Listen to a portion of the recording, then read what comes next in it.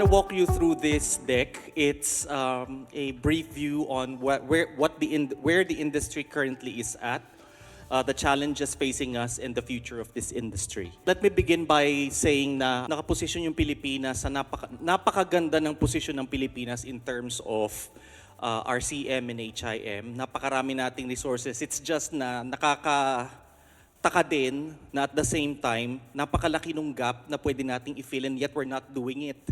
Probably because hindi tayo aware how big a position we have in terms of this industry. Next slide, please.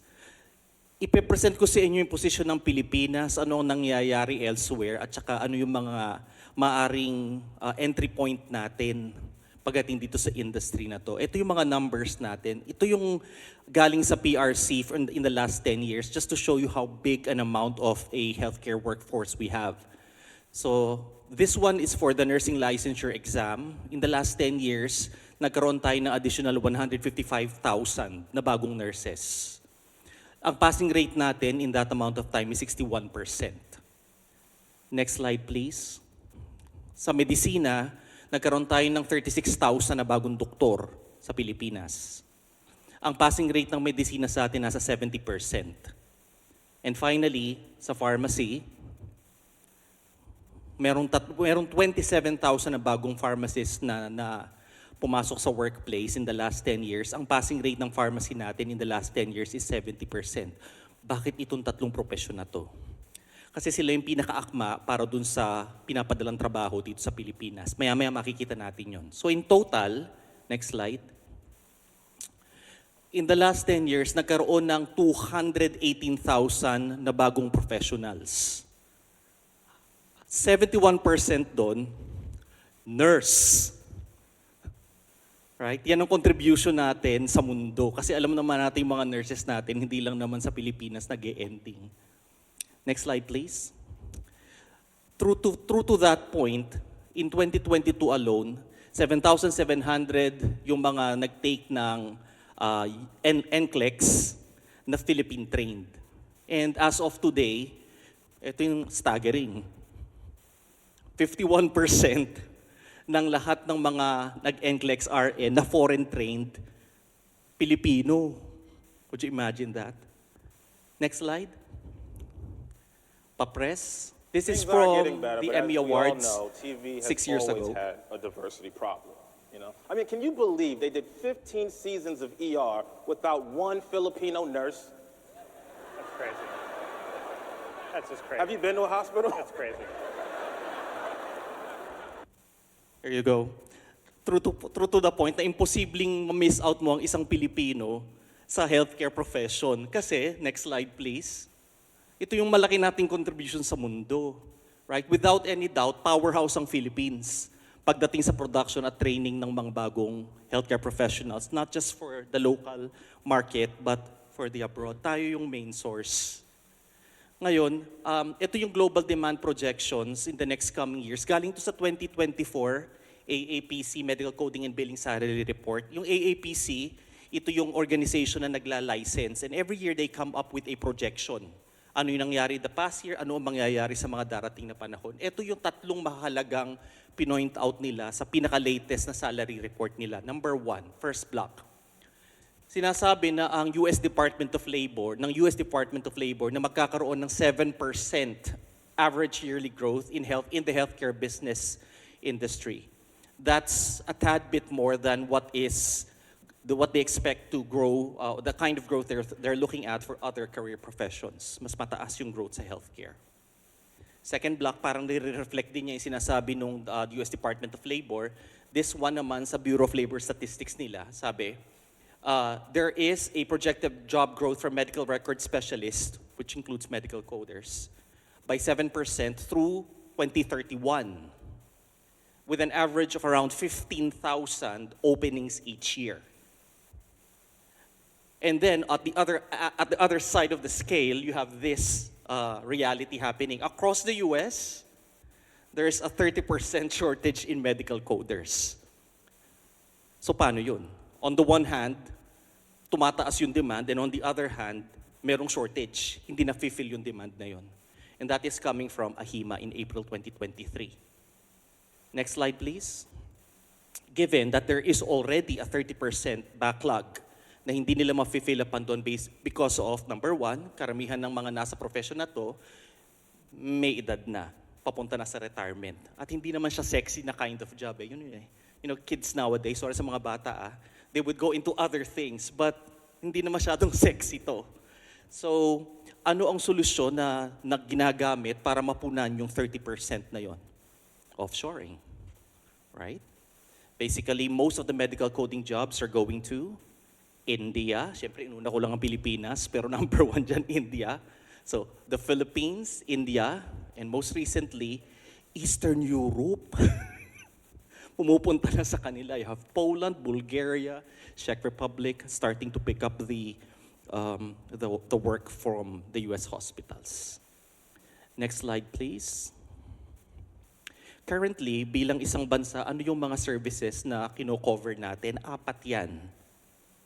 You have your clinical support services, you have your healthcare IT, you have your pharmaceutical and life sciences, kaya namin pinoint out yung mga pharmacists who are out there. And then you have revenue cycle management. Nasa ilalim po ng revenue cycle management ang coding. Next slide, please. Ayan po yung different kinds of work that is covered under revenue cycle management. Let's go through it one by one. Some of this familiar kayo. Medical transcription, as mentioned by Colin earlier. You got your eligibility and enrollment. You got medical billing, claims processing, risk adjustment, billing and reconciliation, medical records review, membership and benefits management, case disease management, and care management and coordination, and of course, medical coding.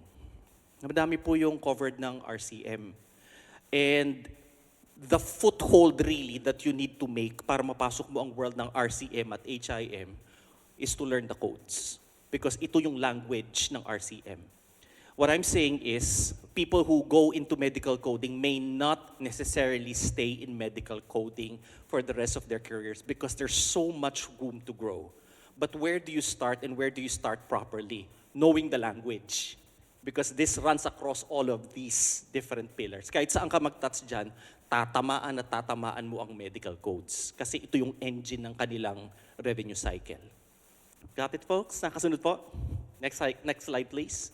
Ito yung mga key players ngayon sa Pilipinas. Some of them familiar kayo malamang.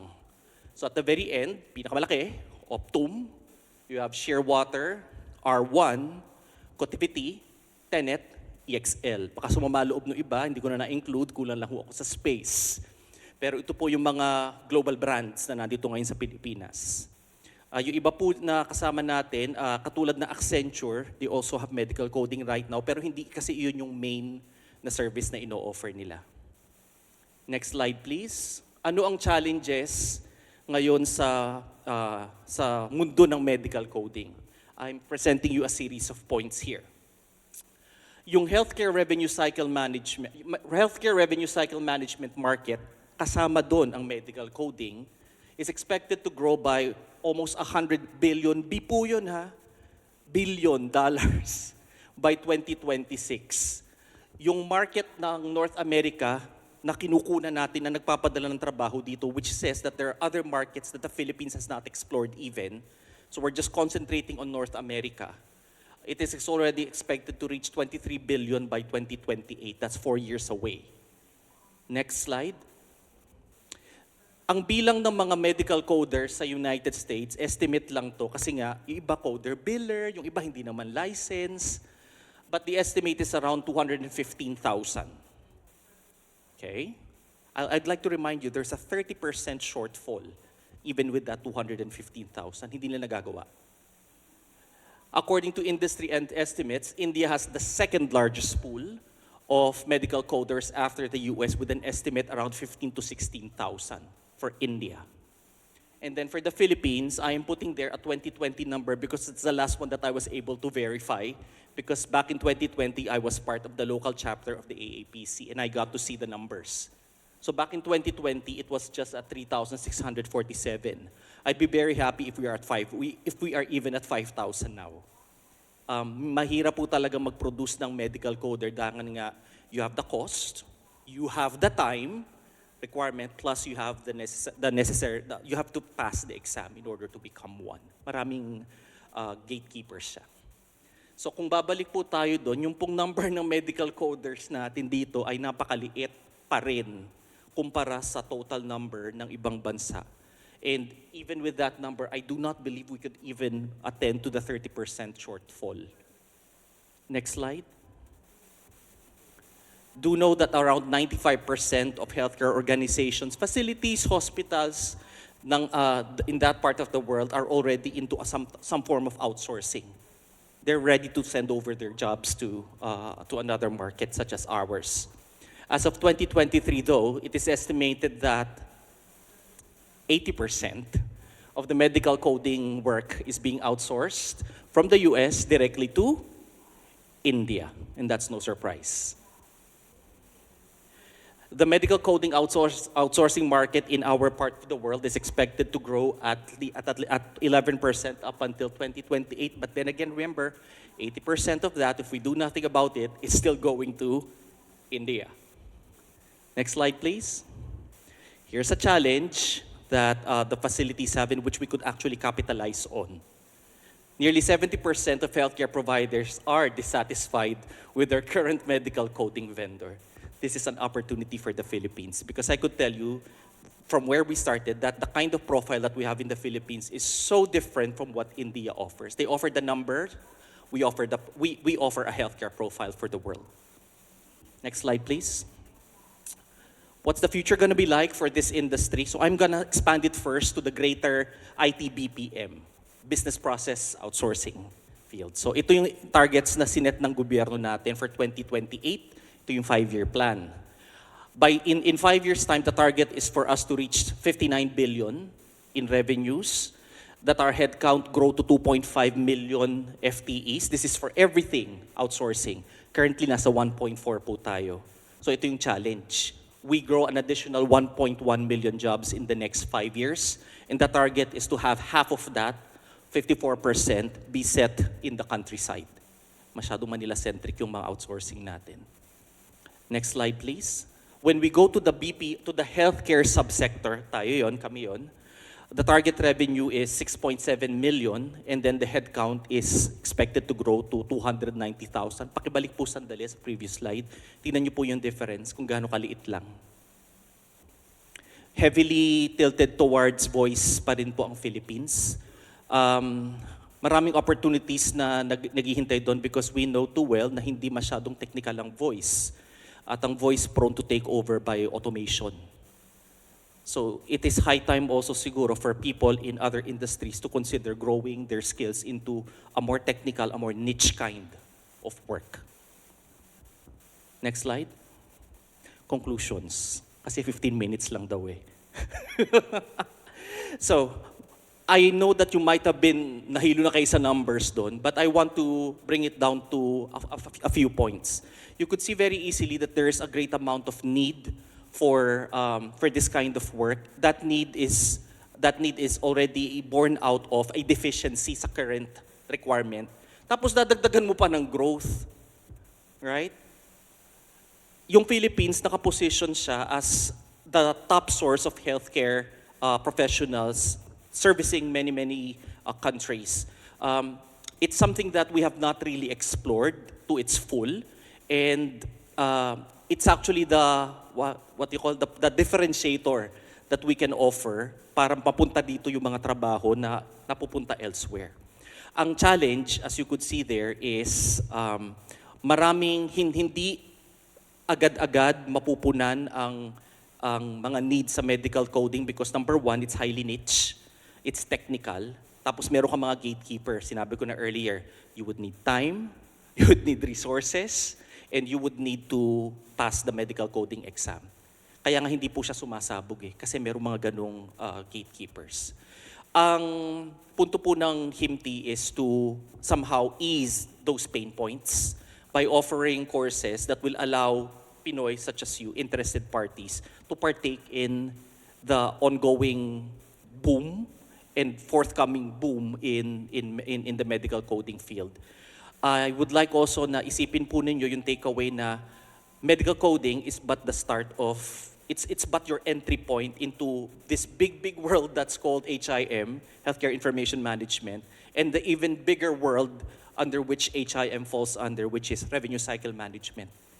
The knowledge of the codes is inescapable. The knowledge of the codes is essential for you to break into this world, right? Kung mag-invest po kayo sa medical coding as as a career, it is something that could sustain you, and I hope you could see that from that could sustain you for years to come, in that the need will always be there for as long as may nagkakasakit, may magpapakode. And number two, the need is always going to be there. And number two, it is niche.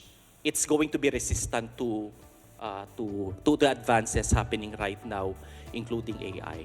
I'm gonna bet on that. It's gonna be resistant. So with that, maraming salamat.